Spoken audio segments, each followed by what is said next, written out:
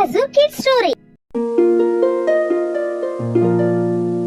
பண்ணையாரம்மா மாட்டுக்கு கல்யாணம்.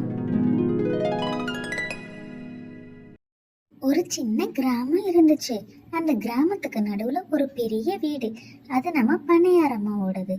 அவங்க ரொம்ப நாளா சின்ன வயசுல இருந்து செல்லமா ஒரு மாடு வளர்த்துக்கிட்டு இருந்தாங்க. அந்த மாடு தான் அவங்களுக்கு உயிர்.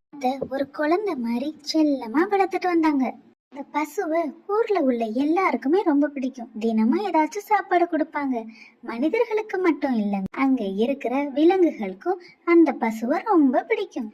எல்லாருமே நல்ல நண்பர்களா சந்தோஷமா வாழ்ந்துட்டு இருந்தாங்க. இந்த ஊர்ல ரொம்ப தைரியமான ஒரு காளை மாடு ஒண்ணு இருந்துச்சு. அது எல்லாருக்குமே பிடிக்கும்போது அந்த காளைக்கு மட்டும் பிடிக்காதா என்ன? அதுக்கும் ரொம்ப பிடிக்கும்.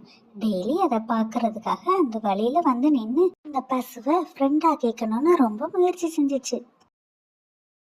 இப்படி ஒரு நாள் நம்ம அழகி பசு வெளியில போய்கிட்டு இருக்கும் போது அந்த ஊர்லயே ரொம்ப மூர்க்க குணம் கொண்ட ஒரு காளை மாடு வந்துச்சு. அது அடிக்கடி நம்ம அழகி பசு கிட்ட வம்பு பண்ணிக்கிட்டே இருக்கும். ஏய், உனக்கு என்ன மனசுல பெரிய அழகி நினைப்பா? ஏன் எங்க கிட்ட எல்லாம் பேச மாட்டியோ அப்படின்னு நம்ம அழகி பசுக்கிட்ட தேவையில்லாம பேசிக்கிட்டு இருந்துச்சு. அத பார்த்த நம்ம வீரனுக்கு கோபம் வந்துருச்சு. வேகமா வந்து அதோட அந்த கூரான கொம்பை வச்சு அந்த காளைய முட்டி சாச்சிருச்சு. வலி தாங்க முடியாத அந்த காலை அதுக்கப்புறம் அழகி பசு பக்கமே திரும்புறது கிடையாது. அதுல இருந்து நம்ம அழகி பசுவும் வீரன் காளையும் ரொம்ப ஃப்ரெண்ட் ஆயிட்டாங்க. எப்பவும் மணிக்கணக்கா உட்கார்ந்து பேசிக்கிட்டே இருப்பாங்க. இத ரொம்ப நாளா ஒரு கிளி நல்லா கவனிச்சுக்கிட்டே இருந்துச்சு. அந்த கிளி பண்ணையாரம்மா கிட்ட போய் நடந்த எல்லா விஷயங்களையும் சொல்லிச்சு. அதை கேட்கவும் அவங்க ரொம்ப ஆச்சரியப்பட்டு போனாங்க. தகவல் சொன்னதுக்கு ரொம்ப நன்றி கிளி அப்படின்னு சொல்லிட்டு அவங்க நம்ம அழகி பசுவை பத்தி யோசிக்க ஆரம்பிச்சிட்டாங்க. அவங்க 2 பேரும் நட்பையும் சேர்த்து வைக்கணும்னு ஆசைப்பட்டாங்க. 2 பேருக்கும் கல்யாணம் பண்ணணும்னு முடிவு பண்ணாங்க. ஊர் மக்களுக்கு ஒரு செய்தி, நாளைக்கு பண்ணையாரம்மா மாட்டுக்கு கல்யாணம். எல்லா மக்களும் வந்துருங்க. இங்க இருக்கிற விலங்குகள், பறவைகள் எல்லாருக்குமே அழைப்பு இருக்கு. எல்லாரும் வந்துருங்க. எல்லாரும் சந்தோஷமா அந்த கல்யாணத்துக்கு கிளம்பி போனாங்க.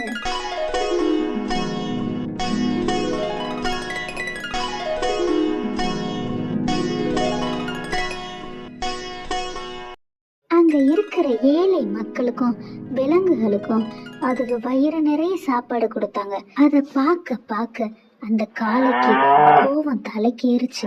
எப்படியாச்சும் அதை பழி வாங்கணும்னு துடிச்சிச்சு. அந்த பொண்ணு பின்னாடி இருந்து தாக்கிட்டு அவங்க திரும்பி பார்க்கறதுக்குள்ள ஓடி ஒளிஞ்சிருச்சு. அவங்களை காப்பாத்துறதுக்காக நம்ம முத்துக்காளை வேகமா ஓடி வந்துச்சு. அப்போ ஒன்னும் தெரியாதது மாதிரி வந்த அந்த கொம்பேன் காளை, பாவி, ஏண்டா பண்ணையாரம்மாவை இப்படி தள்ளி விட்ட? ஏண்டா அவங்களுக்கு மோசம் பண்ணுற அப்படின்னு மொத்த பழியையும் முத்துக்காளை மேல தூக்கி போட்டுருச்சு. அம்மாவோட தோழி வந்து அவங்க காயத்துக்கு தொடச்சு விட்டு அவங்கள வீட்டுக்கு கூட்டிட்டு போனாங்க. முத்துக்காளைய வளர்த்தவன் ஏன் இப்படி செஞ்ச அப்படின்னு அந்த காளைய போட்டு ரொம்ப அதிகமா அடிச்சுட்டான்.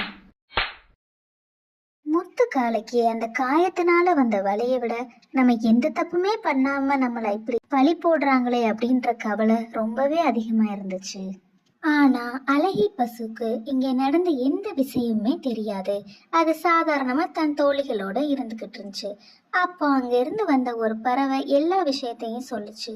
அதை கேட்டோன்னு அழகி பசுவால தாங்க முடியல, வேகமா ஓடி போச்சு. முத்துக்காலை இருக்க இடத்த ஒரு வழியா தேடி கண்டுபிடிச்சிருச்சு. ஐயோ, இப்படி அடிபட்டிருக்கே, என்ன ஆச்சு உனக்கு? யாரு உன்னை இந்த மாதிரி அடிச்சது, சொல்லு.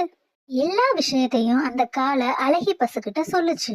அத பத்தி விசாரிக்கலான்னு போறப்ப அங்க அந்த கொம்பன் காளையும் அதோட நண்பனான சுப்பிரமணியும் அங்க நின்னு பேசிட்டு இருக்கத அந்த பசு கேட்டுச்சு.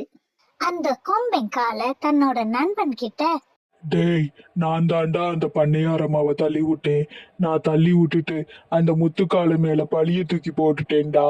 அன்னைக்கு அந்த அழகி பசுக்காக என்ன அடிச்சாம்ல, அவனுக்கு இதுதான்டா சரியான தண்டனை. இத கேட்ட அழகி பசு ரொம்ப வருத்தப்பட்டுச்சு. அடிப்பட்டனால வேதனை தாங்க முடியாம அந்த முத்துக்காலை அங்கேயே படுத்து ரெஸ்ட் எடுத்துக்கிட்டு இருந்துச்சு.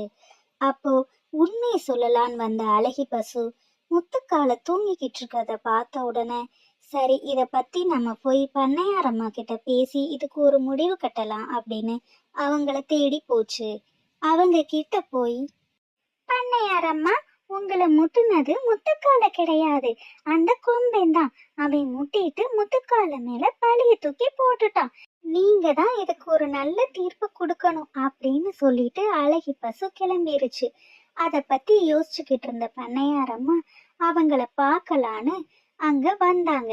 அங்க முத்துக்கால மேல இருந்த காயத்தை பார்த்ததும் அவங்க ரொம்பவே கஷ்டப்பட்டாங்க.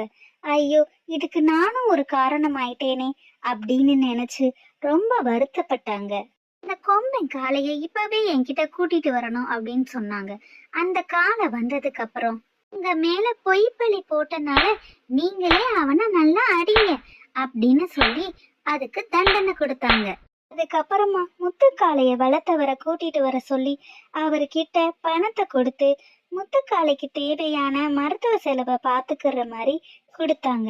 எப்பவுமே யார் மேல தப்பு இருக்குன்னு தீர விசாரிக்காம யாருக்கும் தண்டனை கொடுக்க கூடாது. அதுக்கப்புறமா அவங்க சந்தோஷமா வாழ்ந்தாங்க.